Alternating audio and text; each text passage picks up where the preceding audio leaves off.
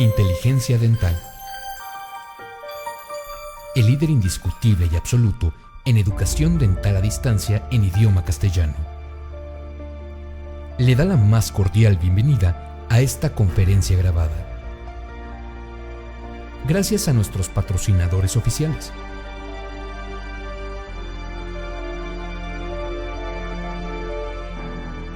Le ofrecemos siempre un amplio abanico de temas útiles y de actualidad,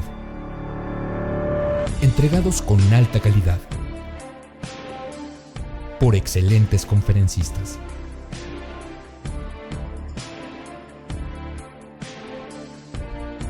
Es un placer recibirle en nuestras conferencias Webex en vivo por Internet, con sesión de preguntas y respuestas, o en nuestras conferencias grabadas disponibles en nuestro canal de YouTube.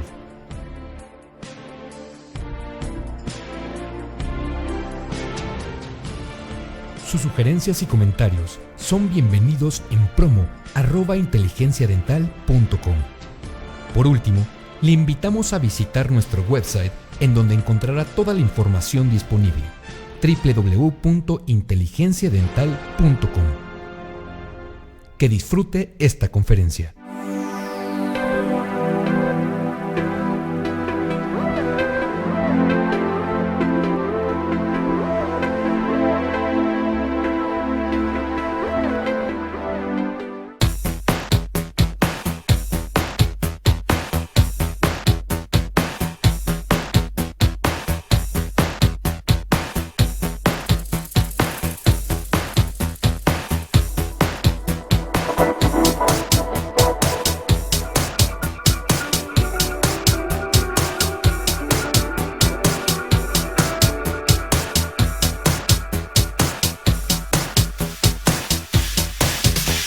Muchas gracias, bienvenidos a todos aquí al aula virtual de I+D, Inteligencia Dental, a la cual soy invitada por primera vez y estoy muy contenta de estar aquí con ustedes.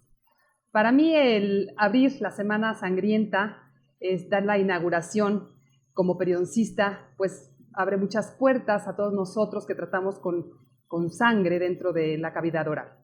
Por eso el tema pues me resultó bastante atractivo como fase 1 periodontal, que es el inicio de todo. Y podemos empezar por conceptos muy básicos que quizás muchos de ustedes los tengan claros, pero no es repetitivo siempre estar tanto de estos conceptos que son tan importantes en nuestra práctica privada. Empecemos por ver qué es la gingivitis. Es una definición un tanto, pues sí, del libro de nuestro amigo Linde, ¿verdad?, que la describe como una infección endógena mixta que afecta el tejido gingival, provocando respuestas inmunológicas en el huésped que llevan a una inflamación gingival, presentando cambios en el color, dimensión, forma, consistencia y sangrado al sondeo. Para nosotros es claro, pero para el paciente dejarle claro que el sangrar cuando se cepilla o espontáneamente no es del todo normal.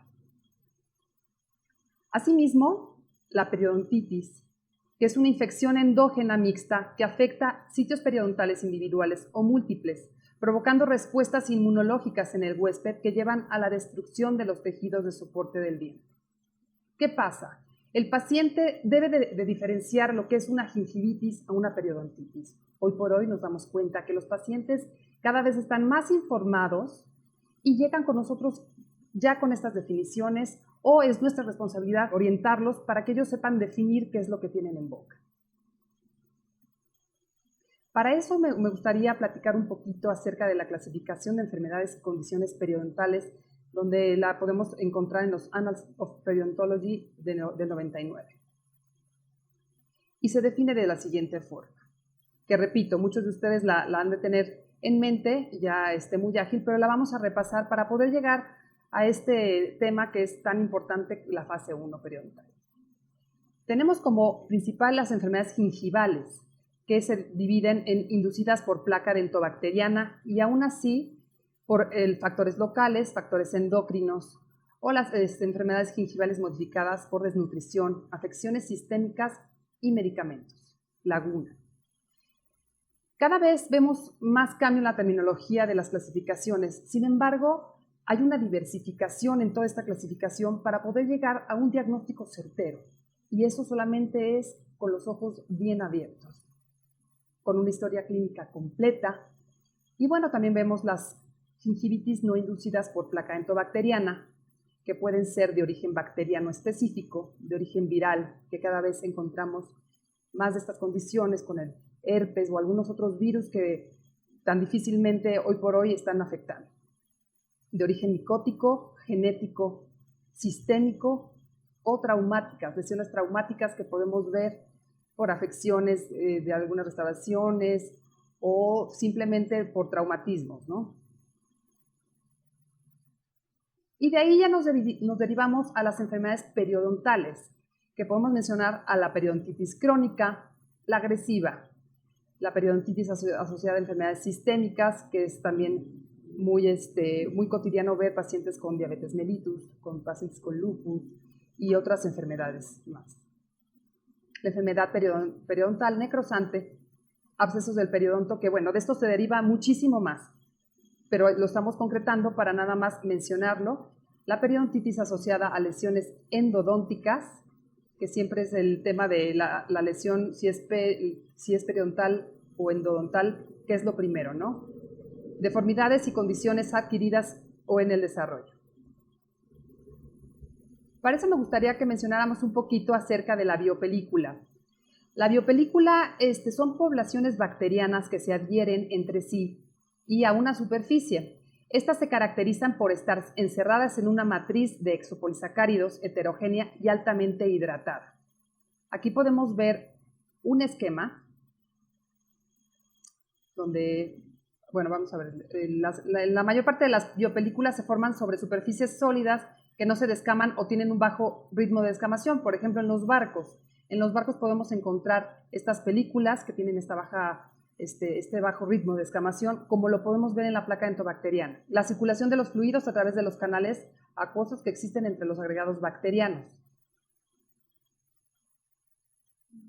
Y ahora sí, aquí tenemos lo que es el esquema, para que nos quede claro. Esta es la superficie sólida, los canales acuosos, las poblaciones bacterianas que se comunican a través de estos canales. Esto es una biopelícula y como tal la placa entobacteriana la definimos como tal. Ahora acerca de los complejos bacterianos, que estuvo publicado por Sokransky, vemos todo lo que son los complejos bacterianos desde el amarillo, el morado, el verde, el naranjado y los periodontopatógenos con el rojo, pero cada día salen más nombres nuevos de bacterias y muchos estudios a través de la microbiología moderna y nos podemos dar cuenta que esto va evolucionando y va teniendo muchísimo más ciencia el hecho de estar tratando con tejidos gingivales y microflora bucal. Los complejos bacterianos, mencionando los periodontopatógenos como principales para nosotros, son los bien llamados las porfirormonas gingivales, la Tenenella forsythia, el treponema dentícola, y el último lo cambiaron por el Actinomycetes concomitans, que bueno, como les digo, va a ir cambiando y lo único que tenemos que estar es leyendo, actualizándonos para ver qué bacterias son las que tenemos que combatir o cuáles son las nuevas. Definitivamente aquí en México tenemos ese problema de no tener la facilidad de hacer pruebas microbiológicas, por ejemplo. Y qué mejor sería poder tener una prueba para atacar específicamente a la bacteria que tiene el paciente. Aquí tenemos la pirámide. Como pueden ver, los periodontopatógenos se colocan en la pirámide hasta arriba. Son los de menos cantidad, pero los más agresivos. Y bueno, vamos a entrar a lo que es la etiología de las enfermedades periodontales. Y son los factores locales y los factores sistémicos. Como factores locales, vamos a ver los predisponentes, que tenemos el cálculo, la anatomía dental o del arco maxilar, mandíbula, que sea un respirador bucal o erupción de dientes. Estos son los que van a predisponer al paciente a tener una enfermedad periodontal. Los modificadores, vamos a hablar de factores traumáticos, hábitos parafuncionales y drogas. Iatrogénicos, una restauración con un sobrecontorno donde va a haber un poco más de acúmulo de placa entobacteriana, nos llevaría a los iatrogénicos. Los aparatos ortodónticos no como tal iatrogénicos, pero sí son un factor de alta retención de placa dentobacteriana. Otros factores es la impactación alimenticia, higiene bucal traumática, irritaciones térmicas y químicas y sobremordida también. Como los factores sistémicos entran las enfermedades, la diabetes, displasias sanguíneas, el HIV, osteoporosis, herencia y síndromes, donde podemos ver que el paciente, obviamente por estas condiciones, por estas enfermedades, van a tender a tener una inflamación mayor. Los estados sistémicos es pubertad, menstruación, embarazo, la ingesta de anticonceptivos o medicamentos, nutrición y deficiencia vitamínica, disturbios psicoemocionales y fumadores. Y cada vez nos encontramos con disturbios psicoemocionales más. Lo hacemos como psicólogos, nosotros como odontólogos, como especialistas en el sillón dental, y sí tenemos que determinar la condición psicoemocional del paciente para ver qué tanto nos puede él ayudar a nuestra terapia periodontal. Esta tabla la quisiera dejar muy en claro, ya que es una tabla que es publicada por el Sistema de Vigilancia Epidemiológica de Patologías Bucales. Esta tabla nos refleja que 1 de cada 2 pacientes están afectados por gingivitis y son mexicanos. Entonces, esta tabla que expone la CIDEPAP, creo que es de llamarnos la atención a todos como odontólogos, a todos como periodoncistas, como la rama que nosotros manejamos, ya que es muy grave. 1 de cada 2 pacientes mexicanos con gingivitis debemos de tener una llamada de atención hoy, y más que es la semana sangrienta aquí en I+D. ¿Por qué? Porque hemos perdido el cuidado y la cuestión básica que es la fase 1 periodontal, la prevención, porque vamos más hacia la curación siempre y no a la prevención. Es una cifra de alerta. Ahora bien, yo también cuando fui invitada a esta aula virtual para hablar acerca de la Semana Sangrienta, pues sí les quiero compartir cómo me sentí y quiero decirles que me vi con unos caninos enormes, ¿sí? Exponiéndoles a ustedes como vampiro, ¿sí? De la Semana Sangrienta. Pero vamos a lo importante que es la gingivitis, el sangrado espontáneo del paciente. No le prestamos atención.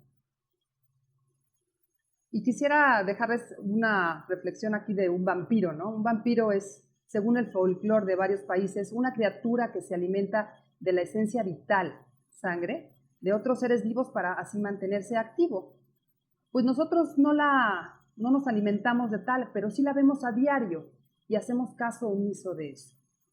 Entonces sería una llamada de atención para todos nosotros, vigilar bien la condición de salud gingival de todos nuestros pacientes. Vampiro es una palabra que comenzó a ser usada en Europa en el siglo XVIII.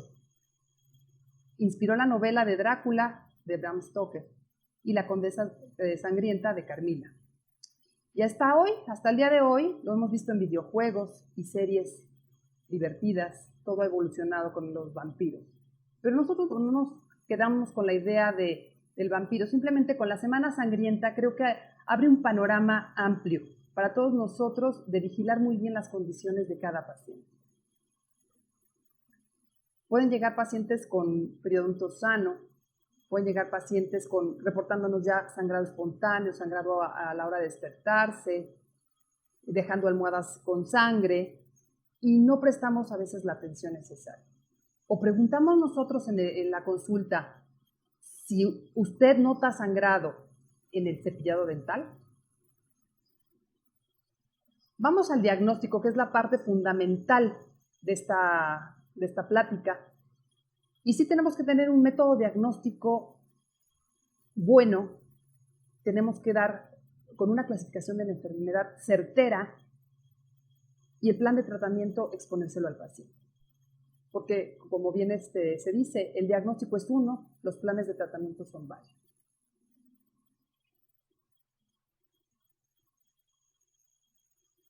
Inicialmente, la historia clínica médica dental, que siempre nos lo han dicho, desde estudiantes hasta donde hemos llegado, que es lo más importante, es nuestra mejor herramienta.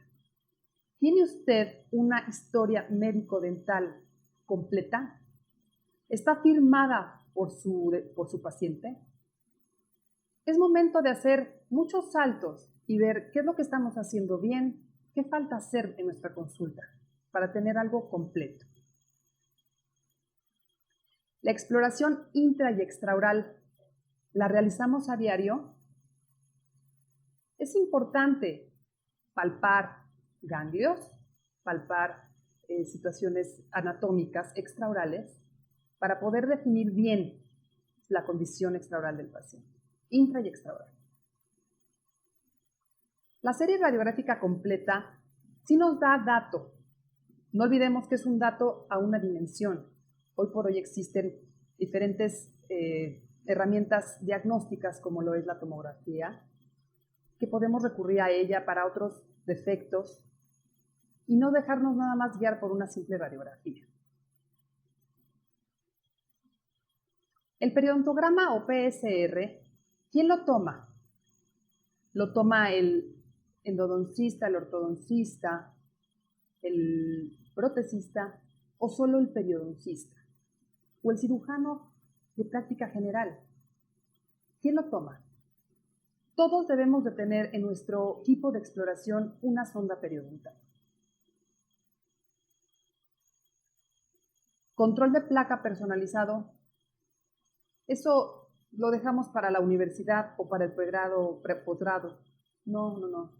Tenemos que hacer un alto en nuestra actividad de práctica general porque el control de placa debe de ser tomado por el odontólogo, sea la especialidad que sea. Los métodos adicionales, como les comenté, las pruebas microbiológicas, bueno, definitivamente no las tenemos a la mano comercialmente aquí en México, pero sería de gran ayuda. Hay diferentes sondas periodontales que podemos manejar en nuestro 1x4, ya no es 1x3, sería el 1x4 de exploración. Y pues de recomendarles, yo les recomiendo con la que ustedes se acomoden, pero sí sondear al paciente. Todos debemos de sondear, todos. Hay errores en cuanto al sondeo gingival y podemos encontrar pseudobolsas donde a lo mejor se puede alarmar el paciente de escuchar unos 10 milímetros. Pero ¿qué sucede? Las pseudobolsas a veces pueden ser resueltas por el odontólogo, simplemente con una fase 1 o una técnica de cepillado, una vigilancia de la condición gingival del paciente. El error en la medida pues, se puede dar por la posición, por encontrar un cálculo subgingival o por la poca experiencia del operador. Claro que si ustedes no quieren tener esa habilidad como operador, entonces sí vale la pena que el paciente sea vigilado por el periodoncista una vez al año.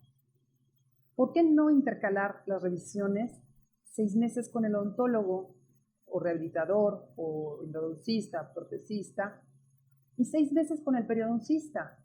Es importante que el paciente se sienta vigilado en cuanto a sus tejidos de soporte. Para el sondeo tenemos que hacer una exploración horizontal, oblicua y vertical. ¿Por qué? Porque pues, podemos encontrar diferentes profundidades en estos 6 puntos que nos indicaron para hacer nuestro periodontograma. Encontramos furcas, encontramos 6 diferentes medidas y aún así tenemos que hacer nuestro periodontograma completo. El PSR es un método diagnóstico de gran utilidad para el odontólogo que no se dedica a la periodoncia, pero nos ayuda para un rápido diagnóstico y así podemos determinar si usted puede atender al paciente o si necesita de una atención especializada. Esto es también meramente repasar con ustedes lo que es el PSR. El código 0 vamos a encontrar una profundidad de bolsa menor de 3.5 milímetros. El código 1 vamos a encontrar sangrado al sondeo. Código 2, cálculo sub o supragingival de efectos marginales. El código 3 es una profundidad de bolsa mayor a 3.5 milímetros y a 5.5 milímetros. El código 4, vamos a hablar de una profundidad de bolsa mayor a 5.5 milímetros. Y nuestro código asterisco nos va a hablar de anormalidades clínicas, como son furcas, recesiones gingivales, movilidad o un problema mucogingival. ¿Qué sucede cuando yo hago un PSR en la clínica y tengo pues nada más ceros, unos, dos? Pues podemos estar informándole al paciente que tiene un periodonto sano. Si encontramos un PSR ya con datos de 3 milímetros, de código 3, pues ya nos llama la atención y nos podemos preguntar, ¿lo atiendo yo o se va a un especialista? ¿Tengo la capacidad para hacer el tratamiento? Lo hago. No la tengo, lo remito. Aquí podemos ver que solo un sextante tiene el código 4. Aquí puede entrar el criterio de cada uno de ustedes y el criterio, hablo también de ética profesional, de poder o no atender a un paciente con este código.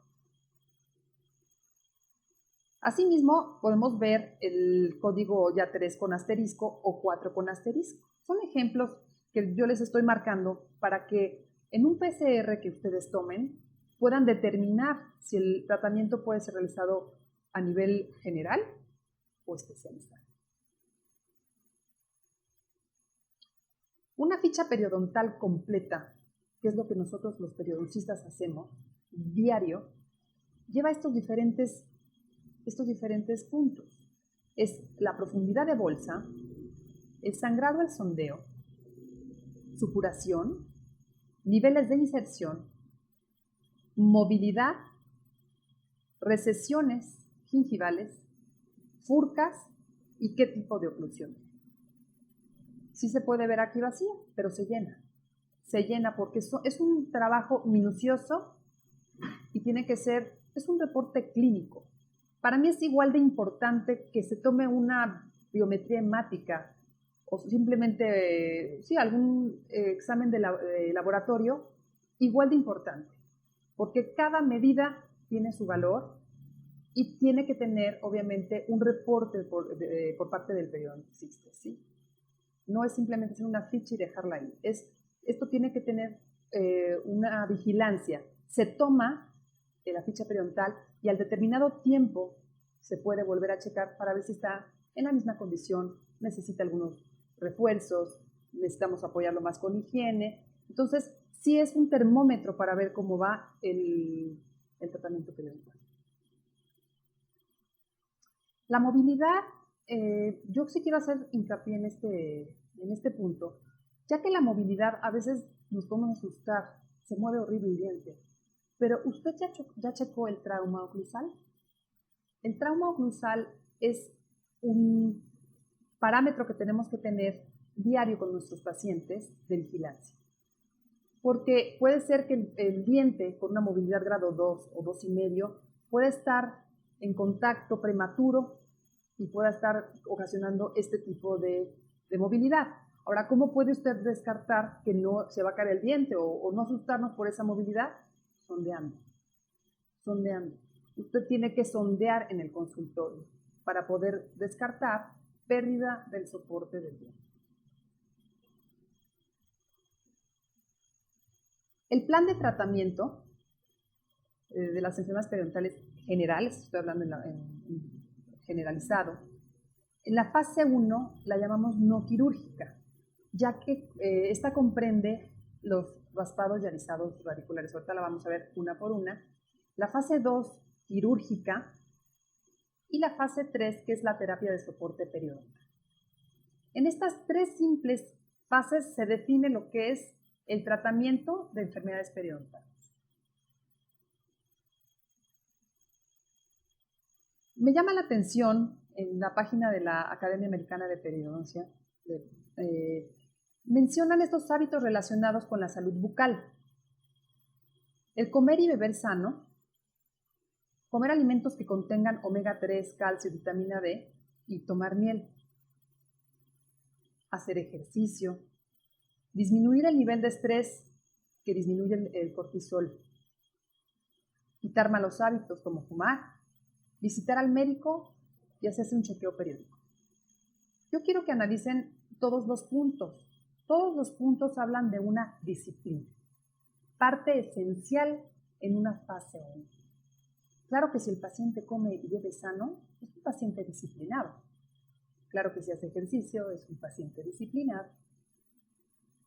Si disminuye el nivel de estrés, pues en México lo veo un poco difícil, pero bueno, es un factor que también nos tenemos que hacer a la idea de que se tiene que controlar, tener menos estrés. Fumar y visitar al médico. ¿Quién visita al médico regularmente? Entonces, quiero que esto quede como una idea de disciplina. ¿Tengo o no pacientes con gingivitis? Esa es una pregunta para usted que está del otro lado de la pantalla.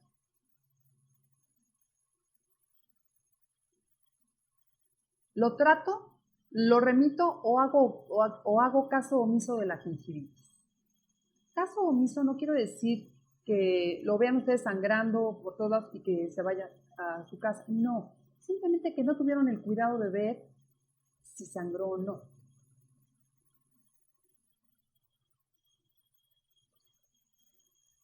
¿Lo instruyo y lo oriento al paciente? ¿O también me da mucha flojera dar técnicas de cepillado y mejor yo no la doy? ¿O no le presto tanta atención y le digo cepíllate bien? ¿Uso productos que ayuden al paciente? Como por ejemplo, yo pongo muchos puentes, pongo muchos implantes, hago muchas cirugías, pero no le enseño al paciente qué es un enhebrador de hilo, un cepillo interproximal. Así llegan. No me enseñaron, no me dijeron nada, a mí nadie me dijo nada. La fase 1 periodontal, como comentamos, es la fase no quirúrgica, que comprende de una instrucción de higiene oral, técnica de cepillado, hilo dental, uso de enjuagues, enhebradores de hilo, cepillos interproximales, etc. Un control de placa personalizado, eliminación de cálculo supragingival. Antibióticos se manejan por razones necesarias. Y la terapia oclusal que les comenté es importantísima, importantísima.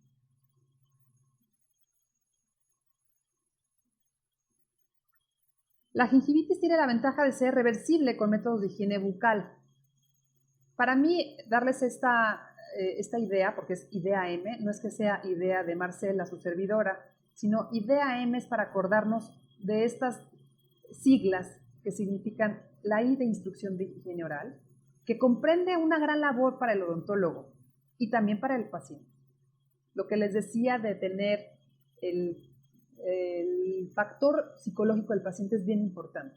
Hay pacientes receptivos, hay pacientes que sabemos que nunca nos van a hacer caso, hay pacientes que no queremos que digan que somos sus dentistas, porque no se van a disciplinar.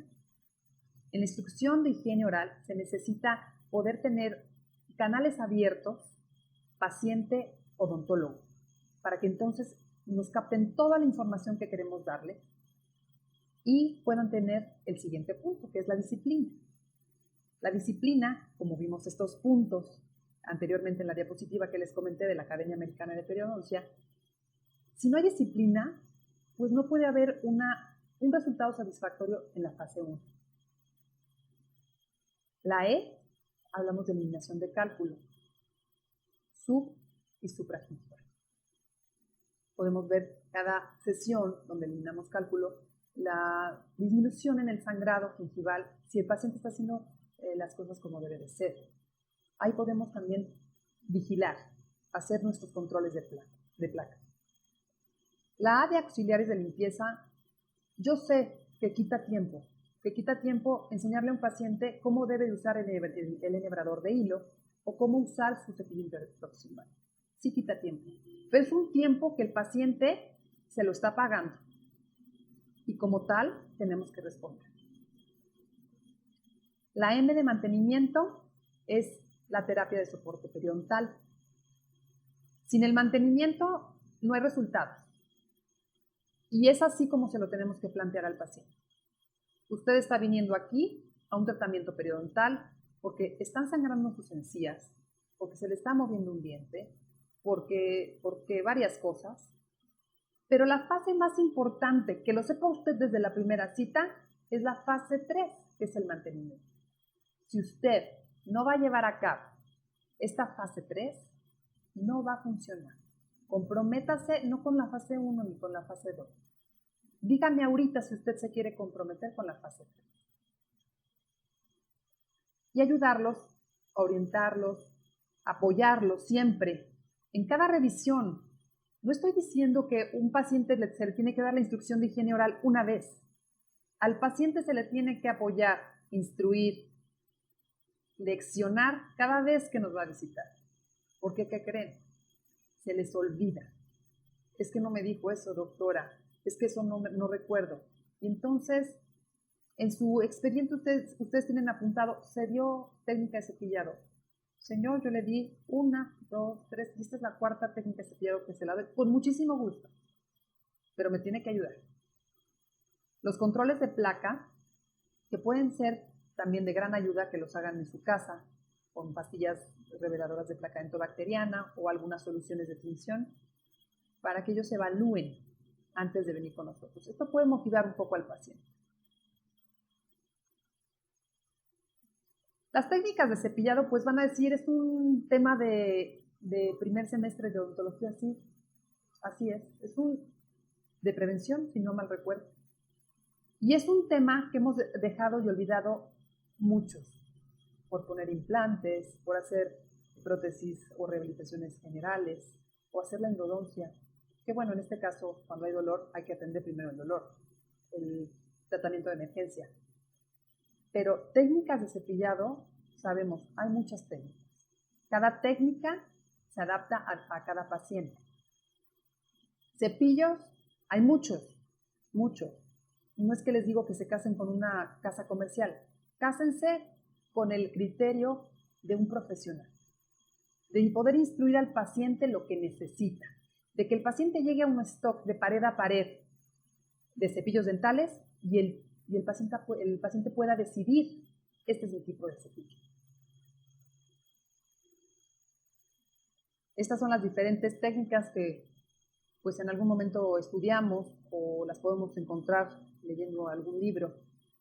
Pero aquí lo que tenemos que instruir bien al paciente es el tipo de cepillo que tiene que usar, los movimientos, el tiempo que tiene que dedicar, el tiempo de uso del cepillo dental, la cantidad de pasta, el no mojar el cepillo, todos esos factores, esos tips que les podemos dar a los pacientes, agradece mucho, porque en la escuela no les enseñan cómo cepillarse.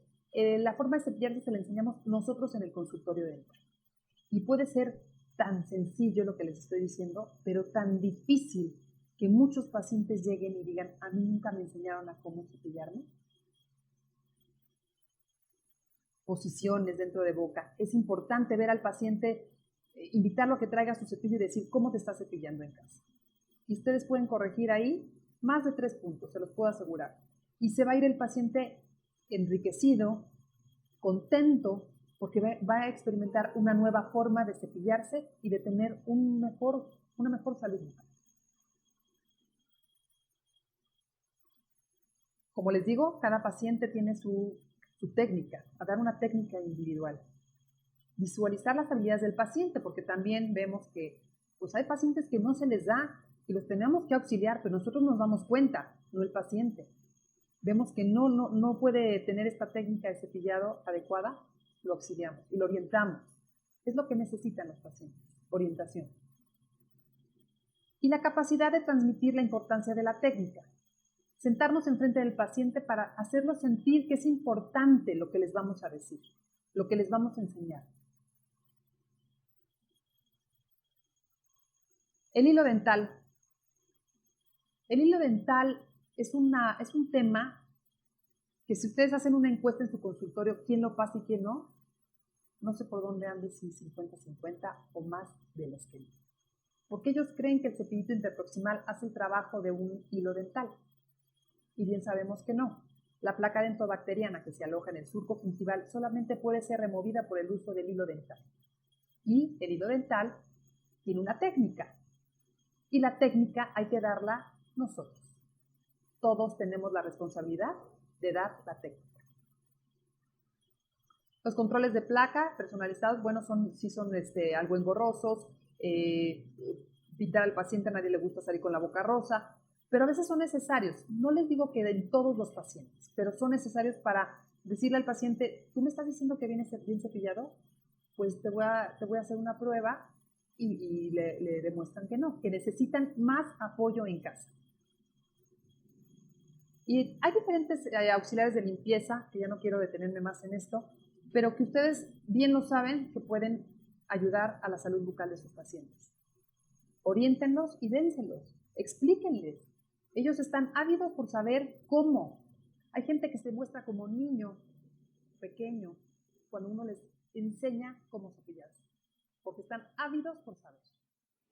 Los auxiliares de enjuague son de gran importancia hoy día. La clorexidina es un gran colaborador con nosotros como periodistas.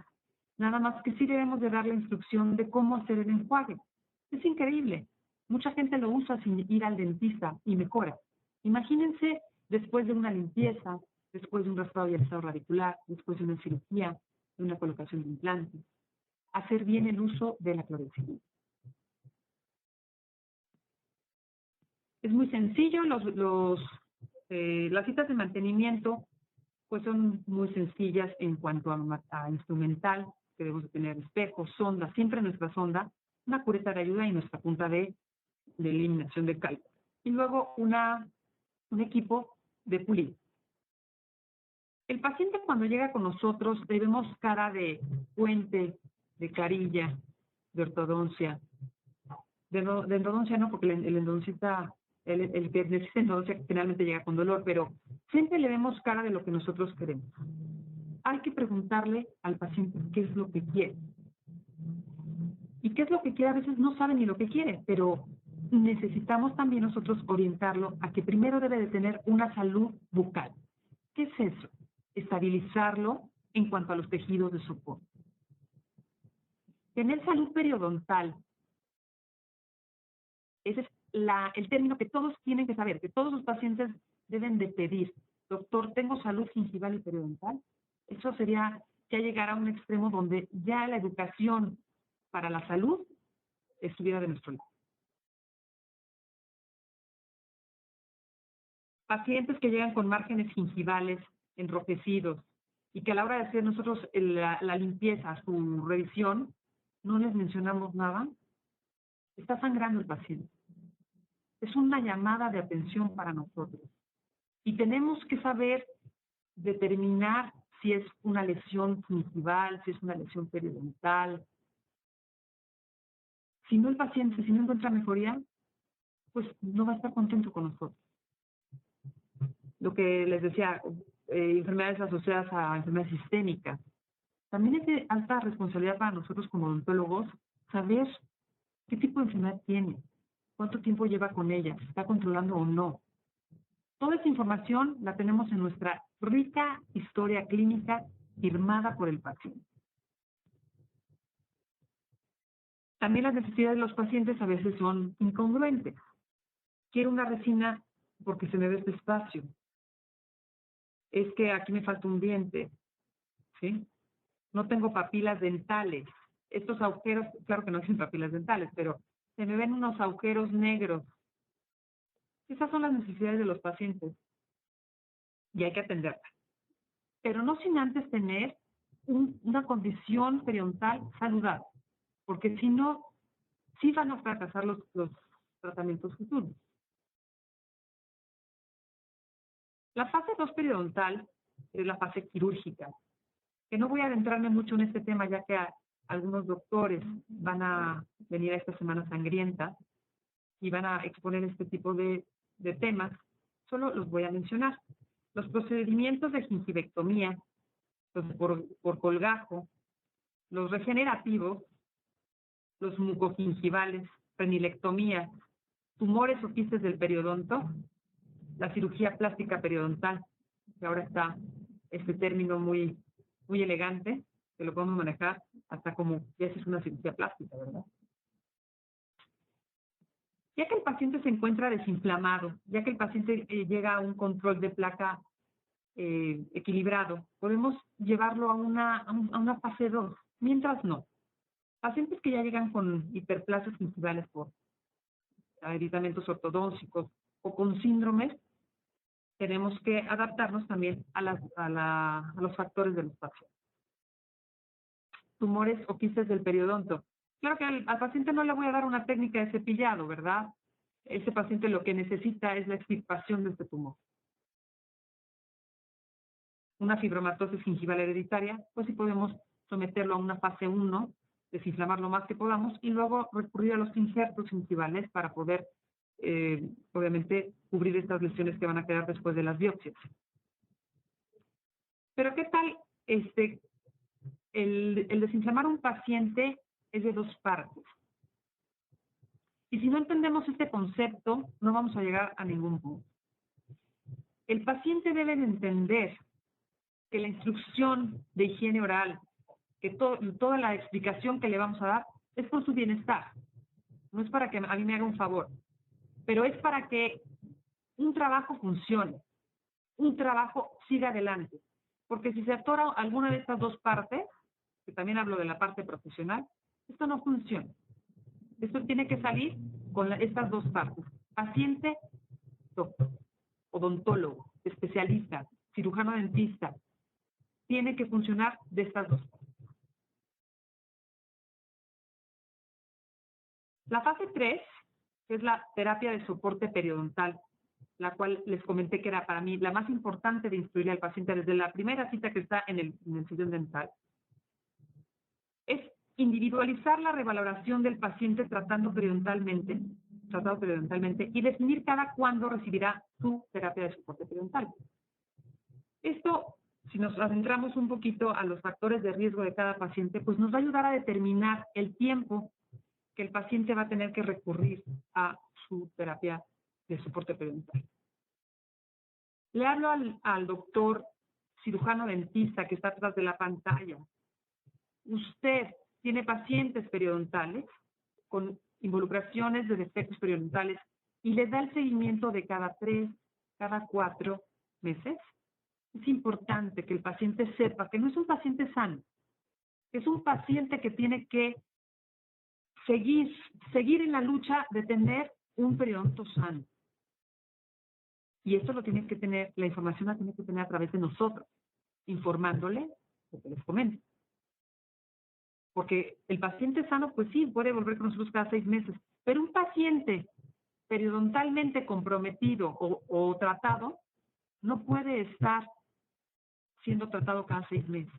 Por eso es importante a veces el alternar con el cirujano que remite o con su dentista, ¿sí? Vigilar muy de cerca la revaloración. La cita de revaloración, que este esquema es del libro del INDE, es de 1 hora. Aquí nos explica claramente que de 0 a 15 minutos vamos a tener el examen de reevaluación que va a estar dado por el sondeo periodontal de toda esta ficha periodontal que tomamos en un inicio, pues la vamos a volver a tomar para tener nosotros la reevaluación. De 15 minutos a 45, que es el tiempo más amplio, vamos a motivar, a reinstruir y a instrumentar al paciente.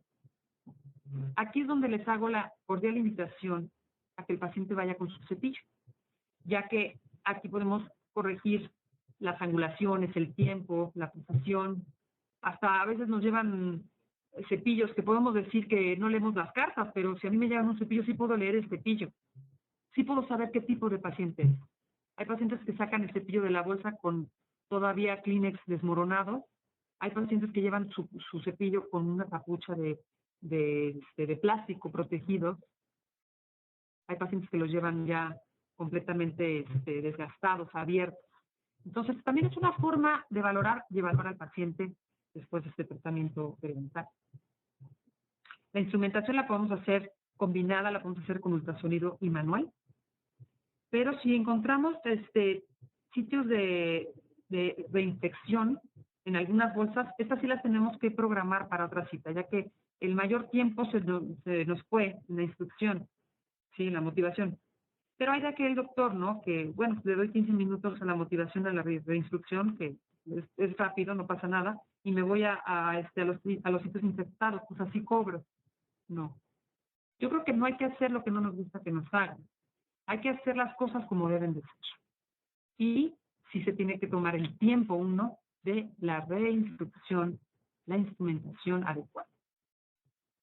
Y los últimos 8 minutos pueden ser ocupados para colocar flúor, hacer un pulido y determinar la próxima cita de mantenimiento. Definitivamente la fase 1, periodontal, como es el tema de hoy, me parece un tema multidisciplinar, ya que sin el apoyo de todas las especialidades no vamos a poder darle la importancia a este valioso tratamiento. Todas las especialidades tienen relación directa con la periodoncia y por ende con la fase 1. Qué padre es ver pacientes que llegan después de una instrucción. Es satisfactorio como odontólogo, como especialista, ver que fuimos lo suficientemente abiertos, que tuvimos la suficiente fuerza de impulsar al paciente a tener un hábito de higiene mejor cada día. Para mí sí me retroalimenta diariamente que un paciente se siente estimulado, que llegue mejor, que sus sitios de profundidad de bolsa se disminuyan. Para mí sí es satisfactorio y es lo que me alimenta a mí como especialista. Los procedimientos por colgajo, que pueden estar relacionados con diferentes especialidades, ¿sí?, los podemos realizar siempre y cuando, y perdonen que me vea tan repetitivo, se encuentre un periodonto sano. Claro que no voy a dejar de aceptar los tratamientos por colgajo, los procedimientos por colgajo de emergencia, pero si yo voy a someter a un paciente a cirugía, no habiéndolo podido preparar, teniendo el tiempo de haberlo podido preparar, digamos, pues sí me hace a mí una costilla de que no hice bien las cosas. ¿Por qué no preparar al paciente antes? Lo de la oclusión que les comentaba, este caso que se define simplemente en una fase 1 y en una fase 3 sin tener que ver la fase 2 quirúrgica, es porque se determinó que la movilidad estaba siendo afectada por un trauma oclusal. Había un defecto óseo, incluso de furca, se hizo el ajuste oclusal con una fase de mantenimiento y todo volvió a la normalidad. Claro que si queremos sangrar en la semana sangrienta de I+D al paciente, pues tampoco se vale. Tampoco se vale porque debemos de tener nuestra ética profesional bien asentada con nuestros conocimientos, obviamente, y darles el beneficio. Siempre un paciente que se le hace un ajuste oclusal por una movilidad clase 2 y queda bien al mes, va a ser un paciente que siempre va a estar contento con usted. Si yo quiero someter a un paciente a cirugía mucogingival y no hago fase 1, error. No vamos a tener los mismos resultados postquirúrgicos sin haber hecho una fase 1. Va a haber más inflamación, la recuperación va a ser más lenta, el paciente se puede notar más molesto. La fase 1 es de cajón. Para procedimientos ya de injertos óseos, de tejidos, también hay que preparar al paciente. Se va a manejar mejor el tejido, va a haber una mejor respuesta, el paciente va a estar más contento. Y también la fase 3, ¿no? Hay que dar en la fase 3 siempre al paciente. Fase 1, fase 3. En frenilectomías podemos incluso hablar de que la fase 1 no es tan necesaria. Pero si estamos cerca de la encía marginal, adherida, pues yo creo que sí es importante porque todo va a ayudar a una cicatrización mejor. Y bueno, aquí la instrucción de higiene oral debe de ser monitoreada por el profesional. Otra vez volviendo a lo mismo, ¿no? Si yo como doctor no checo cada limpieza que mi paciente se esté cepillando bien, no estoy monitoreando la limpieza de mi paciente. Claro que estoy haciendo una eliminación de cálculo, un pulido, y estoy cobrando. Pero vamos allá más de cobrar, vamos más allá de la calidad de servicio. ¿Cómo está? ¿Cómo va su cepillado? Siempre hay que preguntar, monitorear la higiene de cada paciente. Las papilas interdentales es un tema que yo creo que es bastante amplio en cuanto al tratamiento médico, porque definitivamente es más fácil perderlas que recuperarlas. Y esto también va de la mano con la fase 1. Porque si yo le enseño a mis pacientes una foto con papilas interdentales y sin papilas interdentales, harían lo imposible para que no se perdiera. ¿Y eso qué es?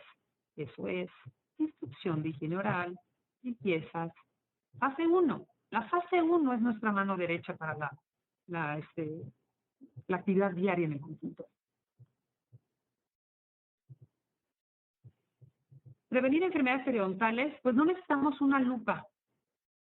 Simplemente necesitamos tener el interés de cada paciente, estar viendo nuestra boca reflejada en el sillón dental, viéndonos nosotros sentados en el sillón dental para poder hacer lo que quisiéramos que nos hicieran a nosotros.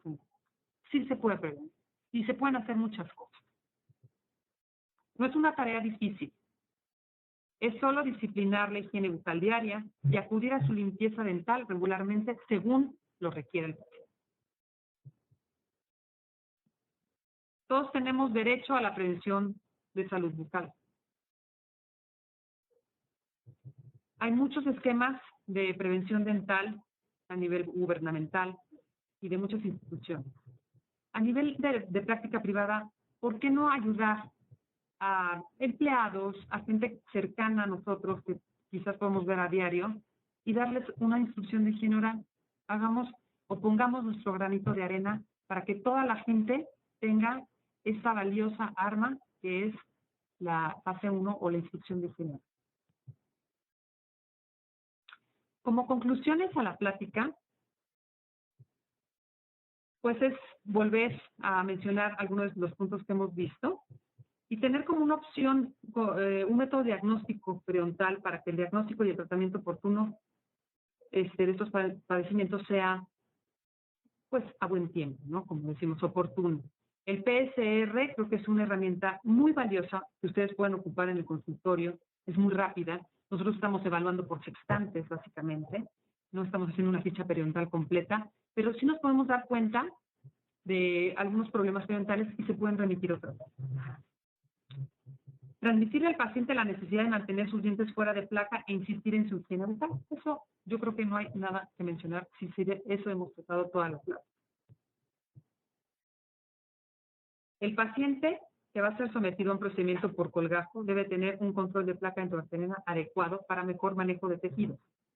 Y eso hablo por las diferentes cirugías de las cuales les van a hablar a lo largo de esta semana sangrienta aquí en I+D, que sí debemos de controlar la condición de nuestros tejidos antes de cualquier cirugía. Se necesita apoyo verbal del referidor para motivar al paciente en la fase 3. Si a mí el ortodoncista, endodoncista, odontopediatra, cirujano, protesista, me manda un paciente, me tiene que ayudar a retroalimentar al paciente. Porque nosotros debemos de instruir la higiene a diario. Y decir, ¿y cómo hago un cepillado? Un simple comentario. ¿Y cómo se siente con su cepillado? ¿Todo bien? Entonces estamos presentes ahí con el paciente. La comunicación que debe existir entre especialidades para cubrir las necesidades de cada paciente. Podríamos decir que viene de la mano con el punto anterior y para que nos vea en comunicación. La estrecha comunicación del referidor y el periodoncista tratante le da seguridad al paciente en su tratamiento. ¿Qué tal? ¿Cómo les fue con la doctora? ¿Cómo va su cepillado? Y entonces ahí se vincula un triángulo. Paciente, referidor y periodoncista, u odontólogo tratante de la enfermedad periodontal. Informar al paciente de manera detallada el tratamiento periodontal que requiere. Yo le pregunto, ¿a usted le gusta que le expliquen qué es lo que tiene y cómo lo van a tratar? Yo creo que a todos nos gusta que nos expliquen ampliamente cuál es nuestro diagnóstico y cuál va a ser el paso a seguir. Y es importante que el paciente sepa paso a paso. El curetaje va a ser realizado por ciertos instrumentos con filo, vamos a hacer un raspado, alisar sus paredes para que ya no se adhiera la placa antibacteriana en estas zonas y así vamos a tener una mejor salud de sus tejidos que los soportan. Los pacientes, muchos de ellos, ya llegan con información, mucho ojo. A lo mejor nos están poniendo a veces a prueba. Entonces, hay que dar lo mejor de nosotros en el consultorio. Y bueno, la idea M, que la comentamos como tratamiento, que sería la instrucción, la disciplina, y así hasta llegar al mantenimiento, que nos puede ayudar a tenerlo siempre en mente. Idea M.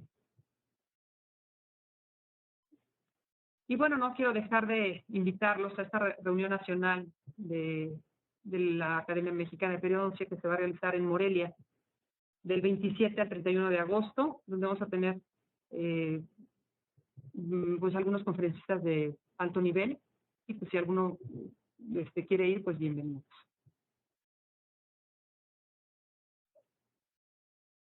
En mi casa y en su casa han vigilado que no haya gingivitis. En mi casa no hay. En la suya, yo le pregunto a usted si en la suya hay algún sangrado, porque si estamos hablando que de cada 2 mexicanos uno padece gingivitis por la FIDEPAP, que es un dato pues está en la tabla que les mostré. Entonces yo creo que tenemos que tener una visión a la prevención más amplia que la curación. Hagamos un México con una mejor salud.